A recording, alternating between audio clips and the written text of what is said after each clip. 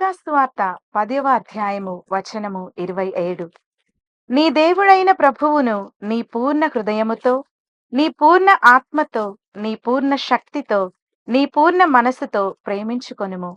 నిన్ను నీవు ప్రేమించుకొనున్నట్లు నీ పొరుగు వారిని ప్రేమింపుము. పరిశుద్ధ మరియ తల్లి ఈ దేవుని ఆజ్ఞను తూచా తప్పకుండా పాటించారు.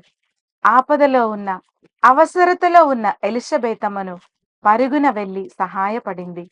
కానాపల్లె పెళ్లి విందులో ఎవరు అడగకపోయినా ఆ కుటుంబాన్ని తన కుమారునితో ప్రార్థించి ఆదుకొంది.